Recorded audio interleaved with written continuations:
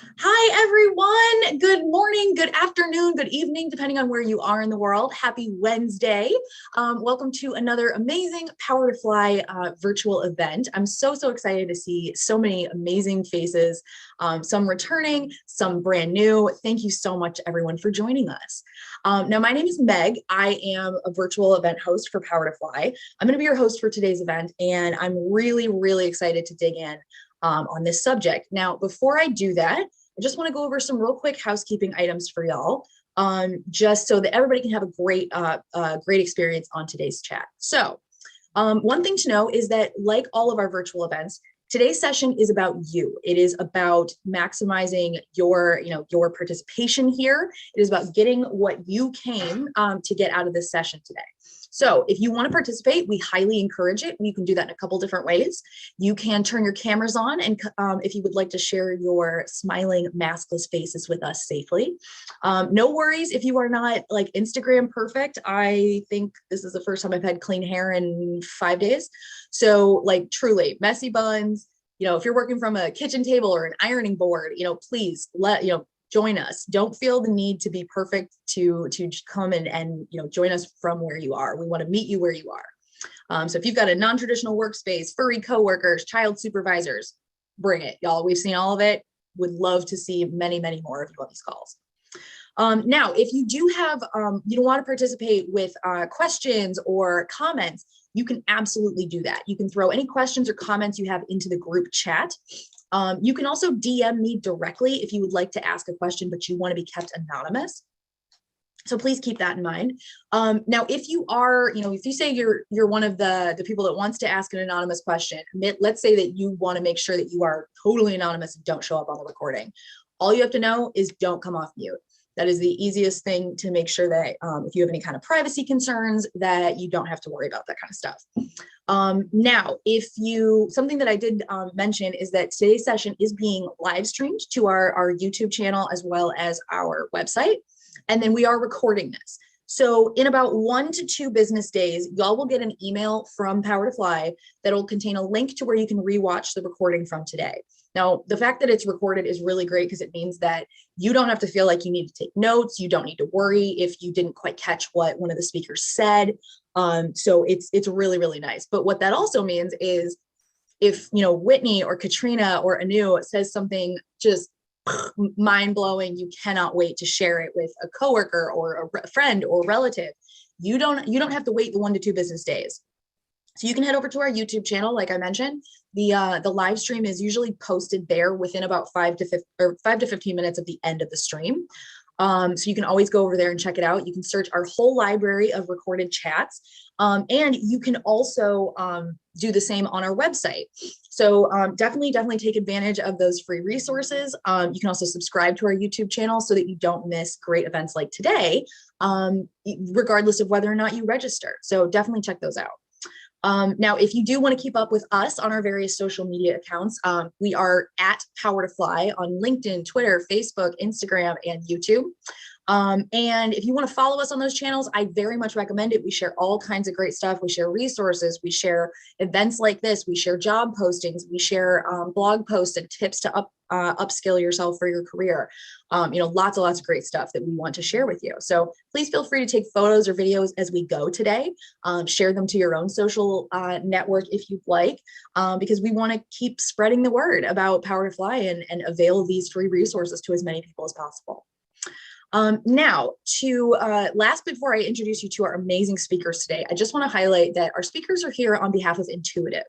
Now, I've gotten to work with Intuitive for a couple different events, so I'm always really happy to learn more about their company. But in case you are curious or something that one of our speakers says today gets you, interested in Intuitive, I definitely recommend that you go over to powertofly.com and take a look at their company page. Now, I'm sending this to you in the chat here right now. That link is going to take you to Intuitive's company page on Power to Fly.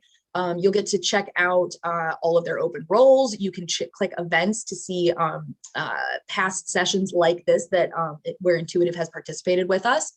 And one thing to note is that if you are interested in Intuitive, but maybe don't see a role right now that interests you, Or maybe you're not actively job seeking. Maybe you're just kind of seeing what's out there, and further on down the line, when you do want to take a look at new jobs, you want to revisit Intuitive. Best thing I can tell you is at the top of their company page on the right-hand side, there's going to be a big button that says follow. Clicking that is going to do a couple really great things for you, but what it does is it puts you on their follower network and effectively works like your friend at the company. So it's going to let Intuitive know that you are interested in working with them even before you fill out a job application. It's going to put you on the follower shortlist that talent advocates, like people from Power to Fly, like the job I used to do. We check those lists when there's a new posting to see if anybody that's actively interested in the company would suit the role. So it's a really great way to try and make sure that you get extra eyes on your profile. We also, Power to Fly, will keep you updated when Intuitive posts new roles. So, it's a really great way to kind of park a little bit of your job search with us. Let us automate that for you a little bit and make what can be a very difficult situation hopefully easier for y'all. So definitely take advantage of that if you are at all interested in Intuitive. All right, so to introduce you to our speakers today, we have three amazing panelists for you. The first up is Katrina. Now, Katrina is Senior Counsel of the Global Employee Relations and Employment Law for Intuitive. Katrina, in that role, supports employees globally on employment lifecycle matters, with a focus on ensuring alignment between employee experience, company values, proactive risk mitigation, and employment laws. As someone who was a paralegal for 6 years, I am always in awe of anybody that goes the distance, goes through law school, passes the bar, all of that stuff. And I'm so excited, Katrina, to hear from you about your career journey so far. Is there anything else that you want to add for our audience to know before we meet our other panelists? No, but I'm excited for all of you to check out intuitive.com, check out those jobs. Yay! Thank you for being here today. Yeah. Hey, we're just happy to have you. So hold on here. There we go. Sorry, y'all, I lost my screen there for a second. So joining Katrina later in the chat, Anu will be joining us probably about another 15 minutes. Anu is another person that you're going to be hearing from, and she's the director of IT for HR and legal applications, as is also part of the Women Intuitive Network, and is a co-founder and board member of Women in IT. I'll let Anu share a little bit more about herself later when she joins us.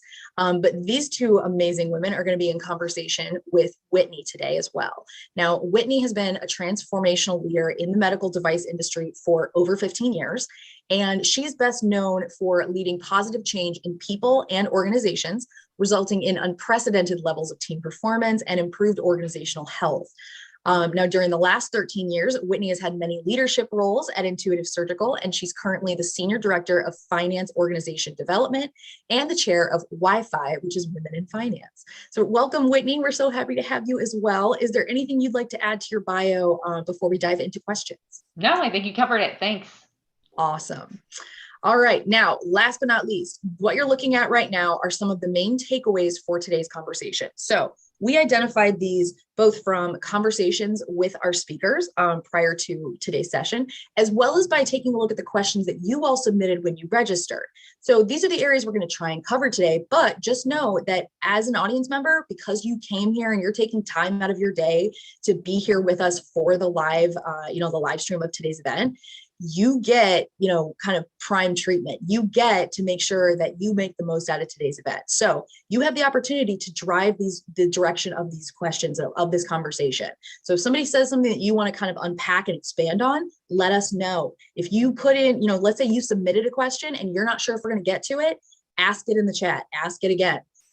We can make sure that if you tell us what you want to know, we'll make sure you get the info. So please feel free to add questions and comments to that group chat in Zoom, or again, you can always DM me. All right, so we're going to talk about ways that you can accelerate your career and take ownership for your own development, which is a huge theme for this, especially for Power to Fly. We're going to talk about some tips to help you evaluate potential opportunities going forward, some ways that you can best prepare yourself for a promotion, as well as the importance of mentorship and networking in that career growth. So to kick us off here, let me stop sharing my screen. There we go. So to kick us off here, one of the things that I wanted to kind of level set at the beginning, let's talk a little bit about what navigating or accelerating your career means to you, because I think this might mean different things to different people. Whitney, do you want to kick us off? Sure. Yeah. I think it's a great question because I think when people initially hear navigating your career, it means to them, well, I have to get promoted, or it's only this kind of once in a while type event.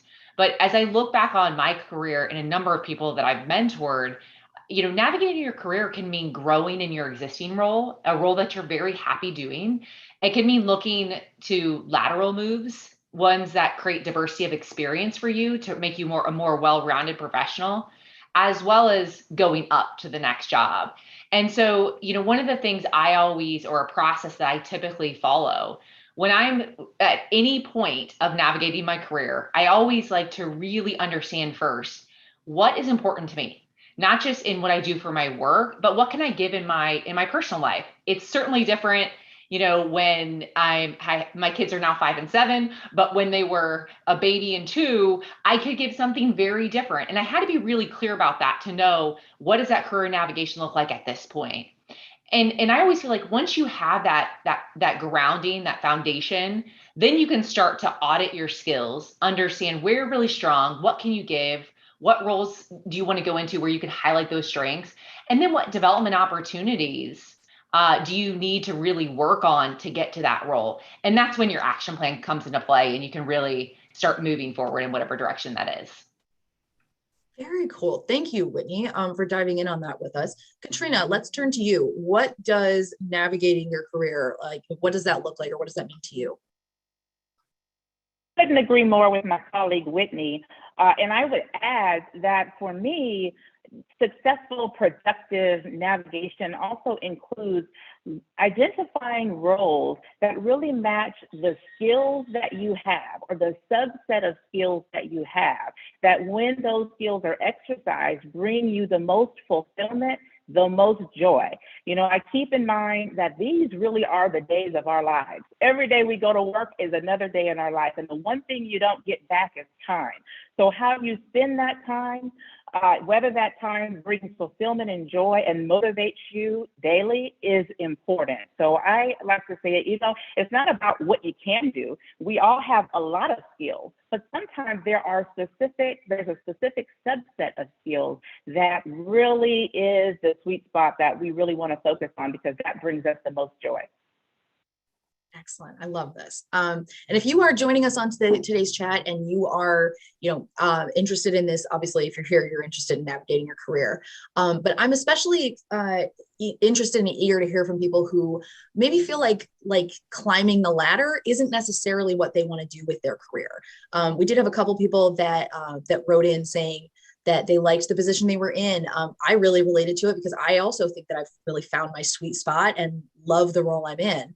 But do either of you think that your advice changes at all for people who are kind of actively not climbing the ladder, people that aren't trying to do that advance? Whitney, what do you think about this? No, not at all. I don't think so. I think that the number one advice I'd give you for someone that isn't looking to go over or up is just be confident and own that.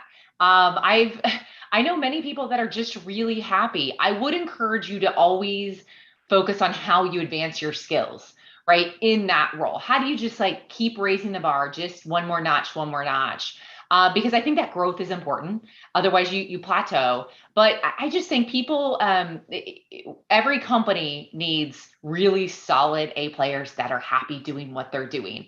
And so I would encourage you to be confident, vocalizing that, so you don't feel like you're being pushed to do something that you don't want to do. Excellent. I love that. All right. Now we do have our third guest has just joined us. So I'm going to introduce y'all to Anu. Share my screen there again. There we go. Something you should know about Anu, like I said earlier, she's the director of IT for HR and legal applications. Anu's range of experience includes on-prem, SaaS, and the best breed applications for the best possible business outcome. Anu, we are really excited to have you join us on this panel today. Is there anything else that you want our audience to know about you before we dive on into questions with you? I'm just very excited to be here today. Excellent. Very, very cool. All right. So let's keep going with our questions. We just talked to Whitney and Katrina about what navigating their job or what navigating their career looks like or means to them. How about you? What does it look like, or what are you aiming for as you navigate your career? Is it all about advancement? Is it about expanding your knowledge base? What does that look like for you? Yeah, for me, it is doing something that connects with my life purpose, something that is meaningful. It does not always have to be a vertical climb. It could be a lateral growth, or it could be vertical, whatever fulfills you. But the point in my career where I am today, it's all about taking initiative, looking for those potential areas or underserved areas, and trying to do my part in the ways I can contribute, in the way I can help my company realize its vision. That's where I am today. And I find it very meaningful. I truly love that definition, because you're right. Like it's something that I didn't really understand until I finally found a company whose mission I really believed in. Obviously, Powerfly, but I truly didn't understand what people meant when they were like, "Well, you'll have passion for your career." And I was in like data entry and stuff. Like it's very hard to have passion for like. And don't get me wrong, I love a good spreadsheet, but like it's not necessarily passionate for me. So yeah, I love that direction of like follow where your passions lie, so that way you at least have a meaningful career for yourself. I like that. Thank you. All right, so let's keep moving with some of our questions that were put in advance here. And please, y'all, if you've got questions, please feel free to keep putting them into the group chat. All right, this person had said, I'd love to learn more about your experience with accelerating your career. Could you share some advice that you would have loved to know when you were starting out in more junior roles? Katrina, do you want to kick us off with this? Sure. I think it will follow what I just shared earlier, and was a really enlightening learning and lesson for me, which is when you're starting out, focus on not only just what the roles are, but what about the roles speak to you, and what skills that you are really passionate about that you have that match that role. And so making sure that there's some congruity there is so important, because that's what lasts. And that's what eliminates, burnout and the fatigue and just the boredom that comes, right? When you're doing something that, really speaks to you, you're motivated, and that motivation is renewed every day you're working. And so I think that's the piece that, for me, is the lesson that I've learned about accelerating my career. So sometimes it's not about, going up. It's not about the money, not about the dollars all the time, because those are things that can change. They're fleeting. They may not last. And if you're truly unhappy with the work, sometimes it doesn't even matter how much money. It doesn't matter the perks. Doesn't matter what it is. It's not something that can sustain you. Yeah, I'd also add to that, there's a couple things. Number one, I'd say be careful looking around. It's really easy when you come into a company or you start your career to say, wow, like I'm older than my counterparts, or I start at the same time and my counterparts are getting promoted. And I think it's, you recognize it, and it doesn't mean that sometimes it doesn't motivate you, but that comparison can cause people to make bold moves. Maybe not even leaving the company, but have conversations with their boss that maybe are very emotionally charged, that don't serve you. So I just say, be careful and be thoughtful when you're looking around, because there's always factors that you don't know and you're never going to understand. And so focus on you. And then the second piece I would say around things I wish I would have known is you have to enjoy the journey. I'm a very hard charging, driven person. That's probably already evident. But, one of the things is like you work so hard to get a job or to better your skills. And sometimes it's exhausting. And then you get there and you're like, oh, I'm here. But actually all the fun was in the journey. And it's been, taken me time as I've advanced in different positions that I really look back and think, wow, I learned so much. I built this skill set. And in the moment when your head is down and you're working hard, sometimes you don't see it. And those are things that I'd encourage you to just stop and pick your head up and reflect. Yeah, I really love that, Whitney. And I would add on to that, in along the journey, I wish that I would have taken more opportunity to be more explorative, not say no, don't limit myself. Sometimes you say, no, that's not what I do. So, you'll say no to an opportunity, or you say no. And sometimes you don't know where that door will take you. You don't know where that journey will lead, even though it's different than what you thought. It may be amazing.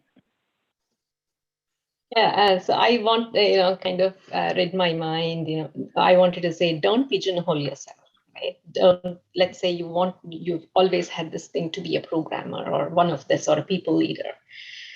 Don't get frustrated. You will get there sometime, but take the opportunities that come to you that you have on hand, because everything really adds up at the end of the day. And, always remember and remind yourself that career is not a sprint, but a marathon. You build it over a period of time. And one of the most important things which I learned so much later in my life is don't let perfection be the enemy of the good. Think excellence and not perfection. And that's also our motto within the company. And that actually kind of relaxes you. Excellent. Thank you so much for diving in on this. All right, let's keep moving with our questions here. Whitney, this question was directed to you. Can you share a sample of a personal development plan? The people were especially interested in some of your main tips for really owning your own development. Yeah, so when I saw this question, it made me think about the first time I got feedback that caught me by surprise.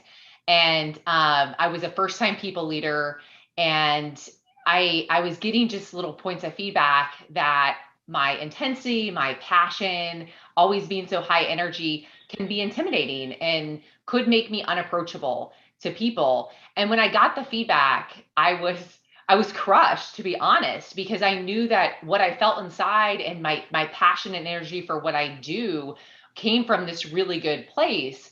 And so it kind of brings me to my process of how I handled it, how I've continued to approach development, which is first is you have to stop and reflect. I always encourage you to find the truth in whatever feedback you get. Even if off the cuff, you're thinking, there's no way. I've gotten feedback that's the complete opposite. There's no way that's true. It's this person. But I really stopped in that scenario and I reflected and I thought, okay, what causes this? And truthfully, in that moment, my answer was, I don't know. I mean, all these things that have been a benefit to me, my passion, my energy, my intensity, now all of a sudden work against me. Like, how can that be?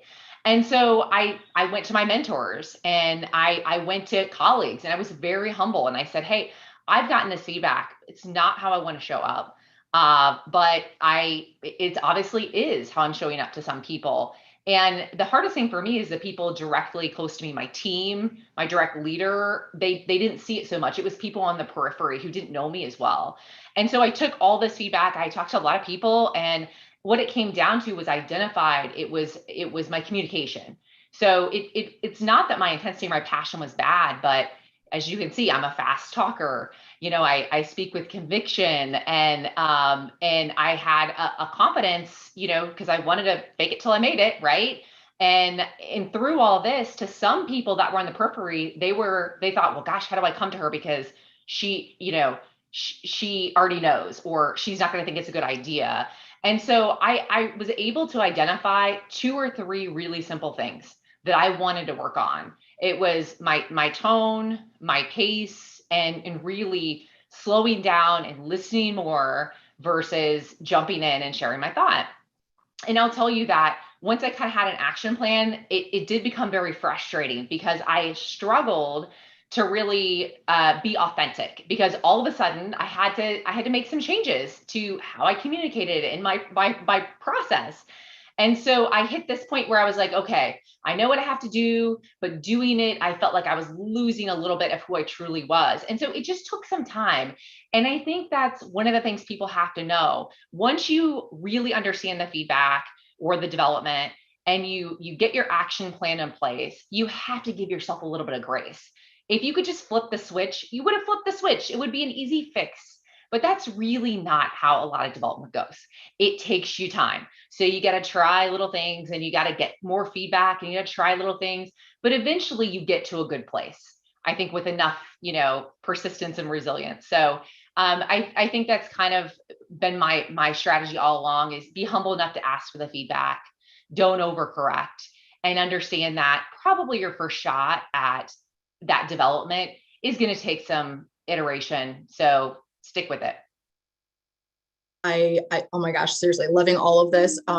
Truly wish I kind of was able to verbalize what you just did, about how oh, that's way, if this is the way that this person thinks I'm showing up, that's not the impression I want to make. And so being, honestly, I wish I'd had that verbiage, many moons ago in so many jobs. But yeah, it's very, very important to, like you said, consider the source. Is this somebody, for me, I tend to try and ask for advice or ask for feedback from people who I would want to switch places with. So if I would be okay with this person running my day or running my week, then yeah, I'll ask for feedback. But it's also important to consider the feedback that comes from places that you don't ask for it. People don't give you feedback if they truly don't care about what you're doing. People give you feedback because they think you can improve. Yeah. And one thing, Anu mentioned perfection, right? You can't let perfection get in the way. And I think that a lot of people, I'm included, in my early career development, to me, feedback, it was like, I should have known that. How did I miss that? Why did I do that? And I couldn't have known. And so it just made me feel really bad. I beat myself up. And as I progressed, I finally realized that, listen, people are going to think it whether they tell you or not. So actually, I want them to tell me. It's a gift to truly have people tell me what I can do to be better and to grow. And so I think the mindset shift for me to it really being an opportunity, if I know it, I can fix it. The ball's in my court at that point. I just encourage you to look at, how do you view feedback and how do you view development plans? Because if you don't view it opportunistically, it's always going to kind of make you feel a little bit beat down. Yeah, that makes a lot of sense. Okay, so we have a little over 30 minutes left in today's chat. If y'all have questions, please make sure you throw them into the group chat. I'm grabbing as many questions as I can see. But if you want to ask your question and you want it asked anonymously, just remember to DM it to me. You can find my name, Meg Alexander, on the dropdown. All right, so one of the next questions that we were asked, I thought this one was really interesting. Katrina, I want you to pose this to you first. Or no, wait, I'm sorry. I'm looking at the wrong question. My bad. So we're going to go back to Whitney, actually.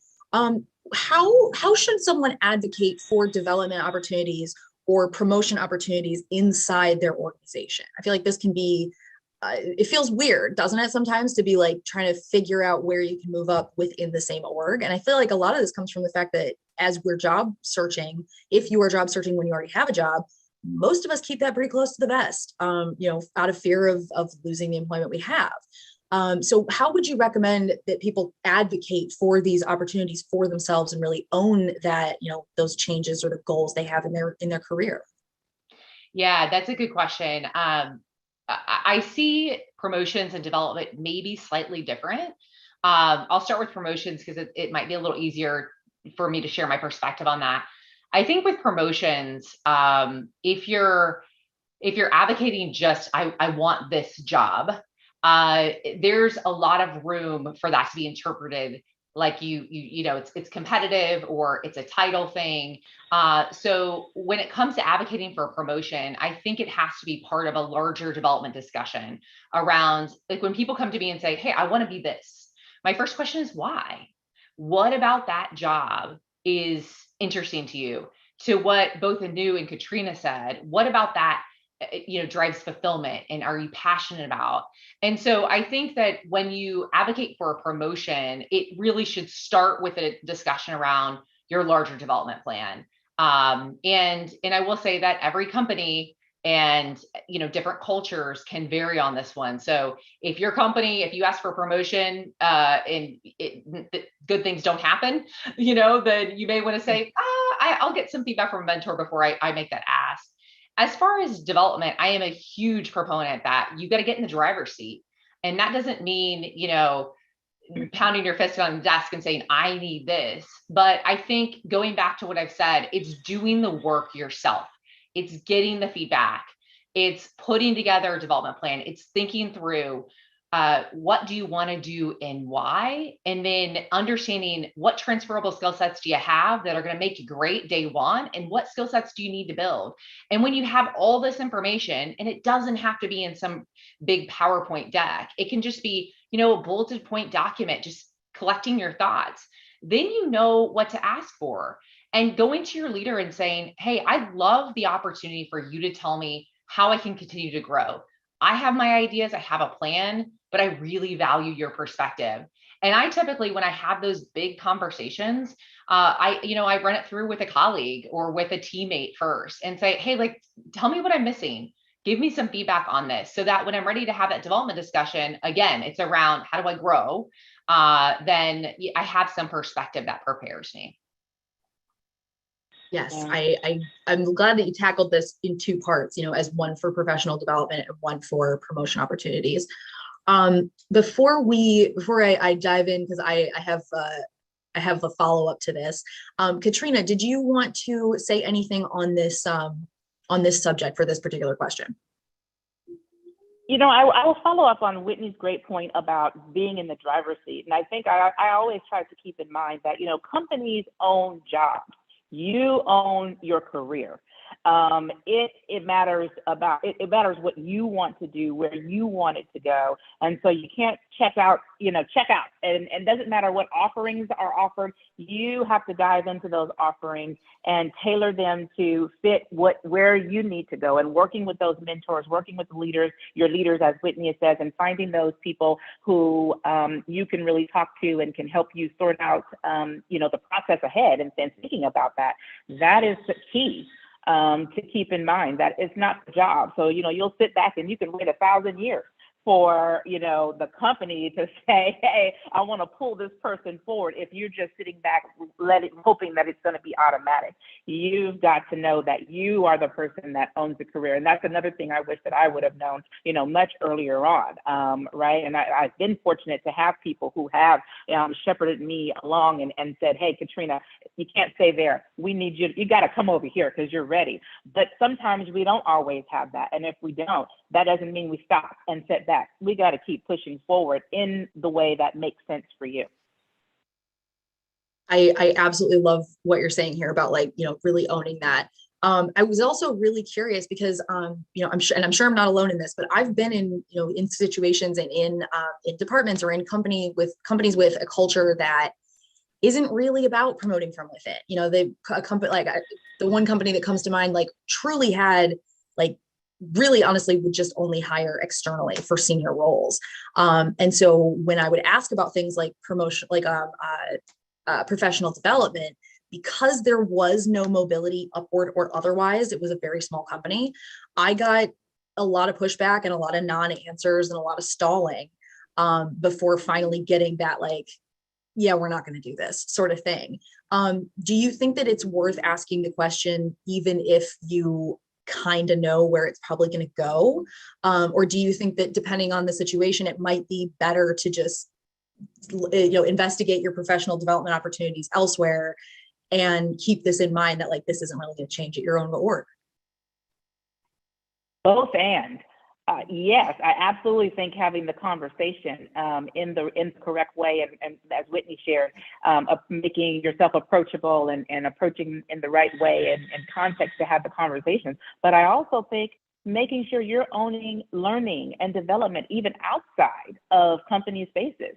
where you have those opportunities. Take advantage of them and not sitting back waiting for somebody to say, hey, this job over here is going to require this skill, so you don't have it, maybe you want to get it. I mean, you're thinking ahead, you're looking ahead and saying, hey, this job that I think is next for me has these certain skill requirements. Do I have them? What would it take for me to get them? And what are the ways that I can get them, right? So you are working both of those sides, not either or, both and. Love it. Okay. We do have another question, Katrina, I want to follow up here. Let's say that, you're in a situation that isn't changing. How can you identify when it's really time to move on to a new position? Obviously, this is going to change drastically from person to person, but what do you recommend, people kind of think about, or what are some of the, maybe the signs that they should start thinking about this?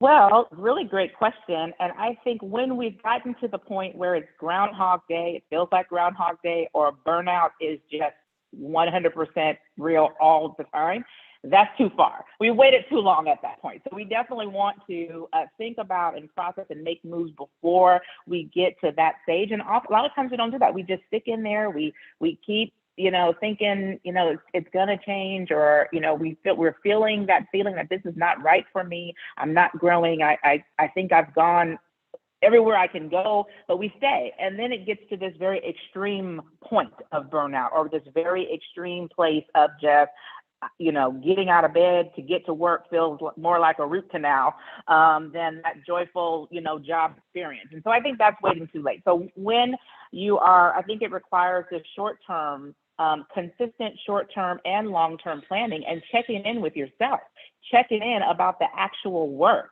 that you're doing, checking in about what the role is, how the role is changing in the company space, what's being required, what's going to be required tomorrow, and asking yourself, what do I really want to do?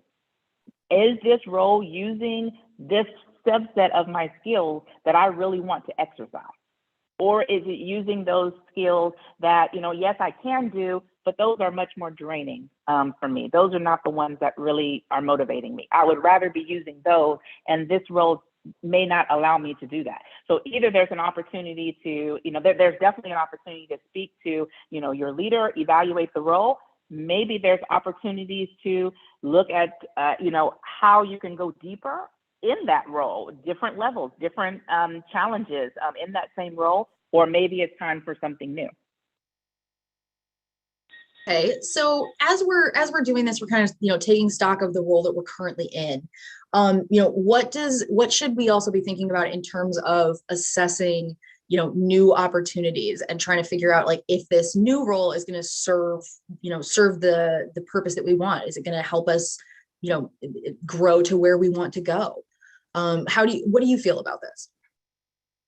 Yeah, really great question. It's an interesting question because, we've all heard this, the grass looks greener on the other side all the time, right? Until you actually get there and you're like, oh, there are a lot of weeds here. And this is actually pretty brown. It's only green right here in the middle, and everything else is tiny brown. Little like. So Yes. Yeah, you actually get close to it, and it's really much smaller than what you think. And so I do think there's a level of risk, but it's really about how do you mitigate. Yeah, I love that comment, AstroTurf, not grass at all when you get up close. It's AstroTurf. That's so true. And so it's really about, how can you mitigate, or how can you plan around those risks? Is there a way that you can get closer to the role? Either by shadowing, either by informational interviews, asking for role opportunities, challenge of project-based opportunities to sort of for some cross-functional partnership or collaborations on projects, so that you can get close enough to it without actually having to just, dive in the deep end of the role first. And if you take some time to evaluate it, you're able to see, okay, this is what this role requires. This is what this next level is going to require. These are the demands. These are the expectations. Does this fit A, with those skills I want to exercise? Does this fit B, with my life circumstances, right now? Does it fit with my personality and what I want to do? So those are the questions you get a chance to ask yourself. So I would think that it's and what I've, for myself, it is getting close enough to it where you can really see it and look at it from all sides and not just one side, right? And so Whitney shared earlier, and Anu spoke on this, that it's not sometimes all about, going up, because maybe going up, when I get up close, that doesn't meet with me. If I'm a person that, hey, I need to hit the door at 5 o'clock. Well, the higher you go, 5 o'clock can come and go and you're still needed, right? And so it's not about, that you have to look at the whole context of all of your life circumstance, all of your, joy, what brings you joy. So I think that's the way that I would answer that. And for myself, what I think has worked is that opportunity that you give yourself to evaluate it before you dive right in, so that you can make the assessment. Because one thing you do, once you make that leap, sometimes you look back and you say, actually, no, this is not what I wanted. This actually is not even better than what I already had. And I don't even want to do this like one more minute. And now I'm signed all the way up. So, yeah. Yeah, completely agreeing here. And there's a lot of love in the chat as well. Brandy, I'm loving that line about it's not grass, it's AstroTurf. So true. And it is like, these are really difficult things to tell from the outside. I want to open this question up to the rest of the panelists as well. A lot of people wanted to know if you had tips for analyzing the company themselves. One person wrote in saying, I'm just now understanding that I'm also interviewing company during the hiring process, but I'm not certain which questions to ask in order to get a clear picture of what their company culture is. So I want to open this up to the three of you. Are there things that are a red flag if you see them? Are there things that not a red flag, but should like absolutely trigger, a little bit more of a deep dive, things that, I think within the last year, the one that I've heard the most often is be wary if they talk about how they're just like a big family, because that can sometimes point to a very, not necessarily manipulative culture, but like a lot of like being overworked and getting, trying to seeing what some of the cons might be to that collaboration or that family kind of thing that they're pitching. Anu, why don't you start us off here? Are there any tips that you have for analyzing companies? Yeah, first off, my suggestion would be think of 3 things that really mean to you, right? Because it has to be a match of what really is important to you. So at least come up with 1 to 3 things that is really important to you. That actually will help you weave in the questions to find out if the company culture fits you, right? And then during the interviewing process itself, there are some questions you can ask, like, what is the one thing you're so proud about your culture? Right? And some interviewers, that confidence with which they answer or how the energy they bring into that answer is very telling, what they are proud about. And then there are a couple of other things to ask about. If I'm a woman, I would be interested really to understand how much the leaders or the company invests in I&D initiatives. And also I would like to understand normally what is the average tenure a person spends in a role. That is kind of understanding the growth, right? That is very important. And then if the person is unable to answer, then we know that information is not shared widely, right? That does not mean anything. So these are so what really matters to me is I have to have what is important to me, 1 or 3 things, and then weave the questions around that and try to understand how the company supports that. I'm loving all of this. And I can't tell you, like, I sit through a lot of these and there is always at least one mind blown moment, in all of these chats. I've already had one for Katrina and Whitney as well, but Anu, that one is absolutely fabulous. I love that idea of asking them, what are you most proud about with your company culture? Because everybody can like kind of say like, oh yeah, we're so inclusive or we're so whatever. But like if you ask them to pinpoint like what's your favorite aspect, I think that's wonderful. Whitney, what kind of questions or what kind of things are you looking for? Or do you think that our audience should look for when they're evaluating prospective companies to join? Yeah. Well, one thing is if whoever you're interviewing with isn't really inviting questions, it's like I tell everyone, this is a 2-way process. If this isn't a good fit for you, not from my eyes, but from your perspective, it's not going to, I want to know that now. I want you to know that now.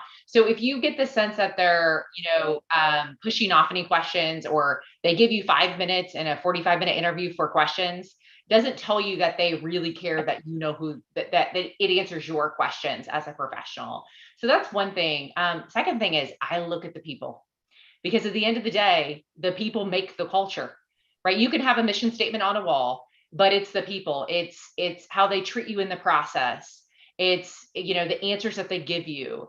So to me, I look at the people and I say, gosh, are these the people that I want to, as Katrina said, we spend our days at work, right? Do I want to spend my days with these people? Because oftentimes they're going to behave in a way that, based on the expectations set by the organization. And I always suggest that you talk to people on that leader's team. Not just one person, not just their best person, but if they are allowing you to talk to other individuals to really vet it out, that would give me some pause. Yes. Anu said the same thing as well, with really listening to those answers. Ask these questions, but listen to see how they're answering them. If you were asking about professional development opportunities, or if you're asking about what their DEI practices look like, and they're not real keen to answer the question, you can kind of get a vibe of I really wish you hadn't brought this up. Or are they very excited to tell you hey, this is some stuff we're doing, we're proud of, or we don't have anything in place yet, but it's definitely something we're working on. Is this something you'd like to be a part of if you join our org? These are the questions to ask. Find out, if this is a company that really just has the soundbite and there's really nothing behind it. Ask these questions. The company should be trying to sell themselves to you, honestly. So ask these questions and listen to the responses for sure. Okay, so let's talk a little bit about the promotion conversation. Anu, I want to go to you for these, or at least for this question. They wanted to know what your top advice is when you are having a promotion type conversation with your manager, as well as how they should be preparing for these kinds of conversations. So where would you like to start, with preparation or what to say in the meeting? Yeah, I know. First of all, it's a great question, but a tough one. I think all of us have gone through this and struggled with it. But this is the guideline I have found most useful, even when I think of promotions on my team. Reward performance, promote potential. So my suggestion would be to frame your conversation about potential. And this is what Whitney also alluded to earlier. So instead of saying, oh, I have worked 5 years, I've been in the same thing, I've slogged day and night, and I've done this and I've done that, and this person's getting promoted, but I take that emotion out. Think of the potential, the business value you can bring in. And this might be a completely different role. It might be a vertical growth, doesn't matter, right? But you have an eye on something. So frame it around potential, frame it around company's growth, frame it around team's opportunity. And then say, hey, if I'm given this, I have the potential to do this. And if I'm given this opportunity, I can do a fantastic job because I have this great track record of doing well in whatever I do. So just use your performance, excellent performance, to augment your argument while you're advocating for a potential. So that, I think, is going to be really powerful because you're thinking in future terms, and you're talking in terms of impact, not in terms of labor. That is the difference you need to think about. Talk in terms of business impact, the impact it's going to have to the company, your team, and your personal growth, instead of phrasing it around, oh, I have done so much work. Take the labor part out of it. Yeah, I love that. I think you're right. It's puts you in a much more, I don't want to say more defensible position, but it kind of keeps the conversation where it's most productive, in a place that absolutely matters, and via metrics that hold weight with your employer.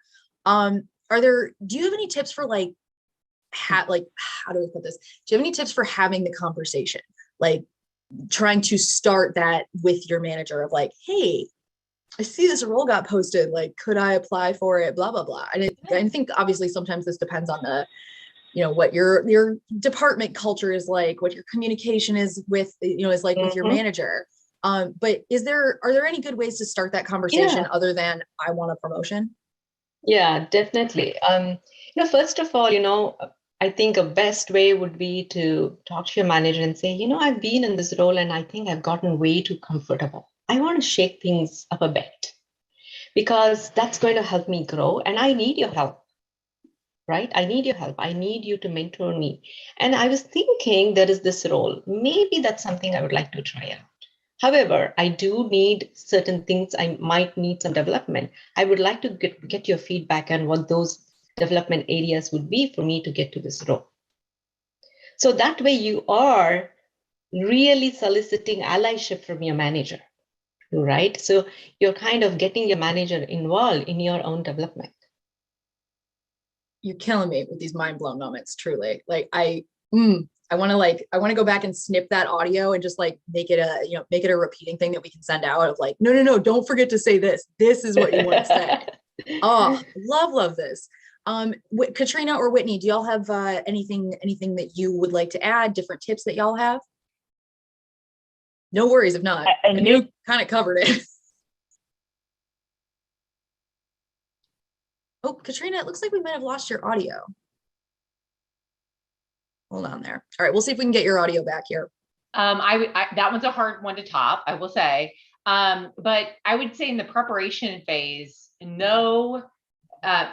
prepare for what they might say as to why you're not ready or what your development is. I think in the moment, if you can explain, if you know what if you have ideas as to what they're going to say, some areas where you're working on developing, for you to be able to not be caught off guard and then articulate your plan to kind of close that gap. There's a lot of people who are put in roles before they're quote unquote ready, right? And if you have a plan to get there, I think it makes it much more appealing for the leader and gives them confidence that you have self-awareness to it and you have a plan to kind of close that gap.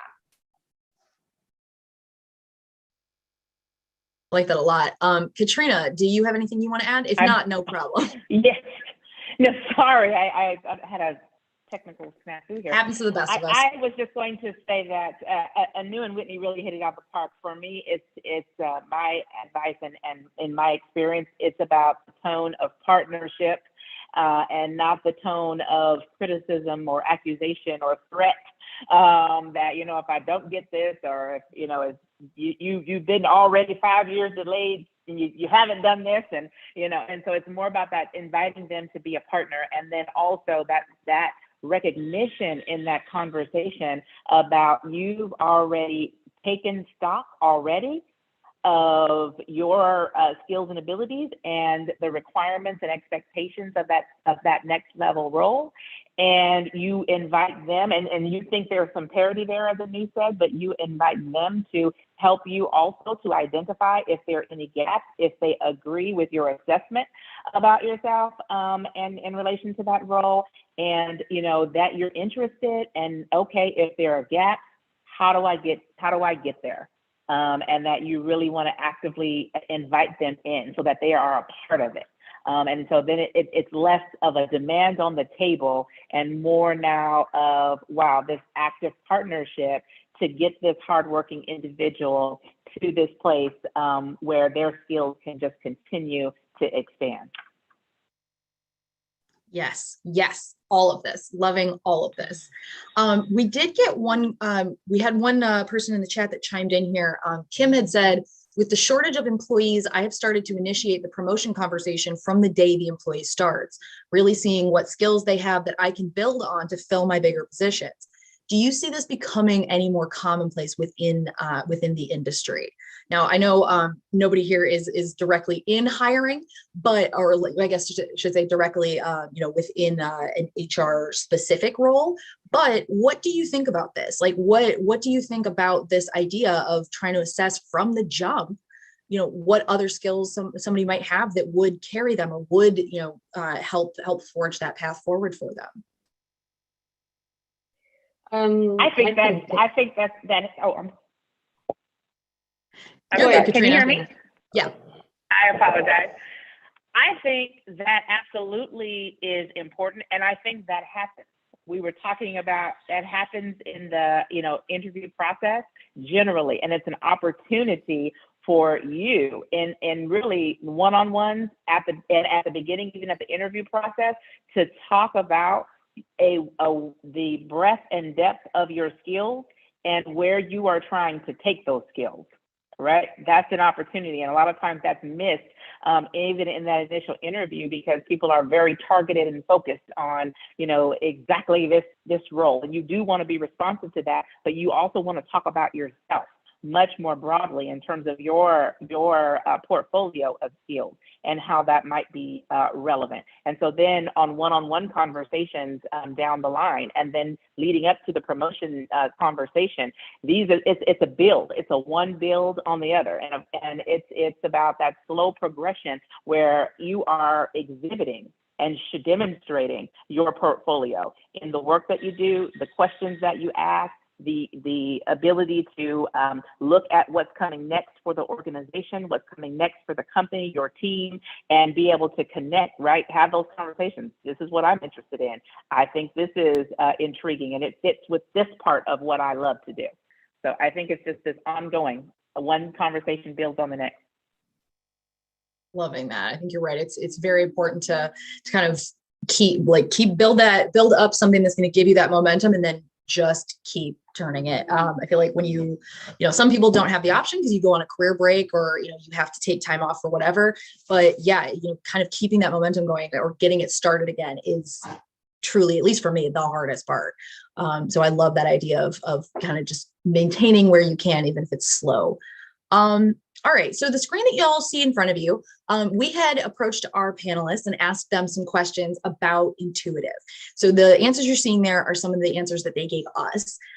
Now, I'm really interested to dig in on the sincere aspect that was talked about the culture at Intuitive.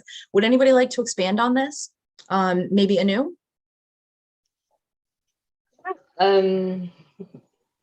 Unless that wasn't yours. If that wasn't yours, then probably sincere. I think maybe Katrina, that was you. It was me. And when I say palpably sincere, is that one of the things I think we've all got a chance to see in many forms over the last several years with companies, with organizations, is what's phony.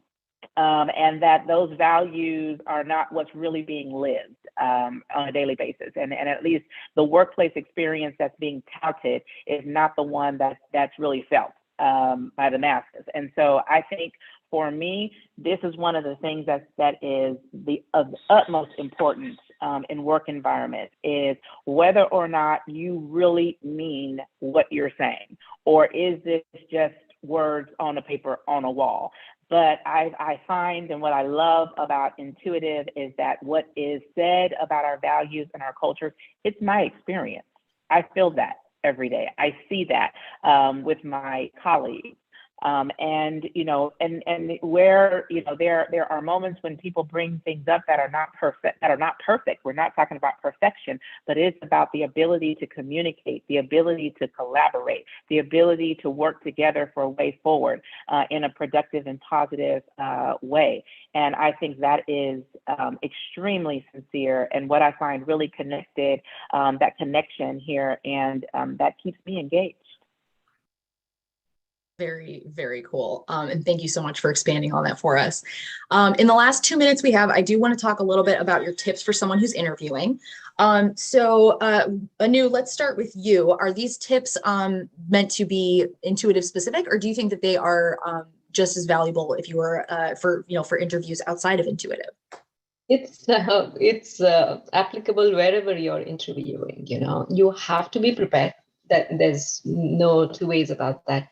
And then be authentic and confident, in the sense, only when you're true to yourself. It's a panel, or sometimes you might do a one-on-one. So you have to know that panelists do exchange notes. So you can't be saying different things to different people, right? Only when you're authentic, there is a consistency in your responses. So it is so important for you to be confident, and then also show your vulnerability. And say, yes, I have done this, I can contribute. This is my learning opportunity. I have not done this, right? I think that's what Intuitive really, really values. And I'm sure most of the companies value you being yourself. Yeah. Oh, of course. Well, and that's one of the things that I sit through a lot of these, but that's one of the things I hear a lot is, if you are applying for a job that already know all of the skills, you have everything that is needed to do the job, literally everything, it's not going to be a challenge for you. If there's nothing that you're learning, that you're hoping to learn when you go to this new role, it's not going to be challenging. Is that what you want? Some people, yeah, but for others, it's like, well, you're going to be bored. You're going to be back looking for a new role much sooner than you would if you took something that was maybe a little outside of your comfort zone. Yeah. Yeah. And, Whitney, and I always go ahead. Sorry. Attitude is everything, right? So bring the right one. Yeah. Whitney, what about you? Do you have any other tips for people who are interviewing?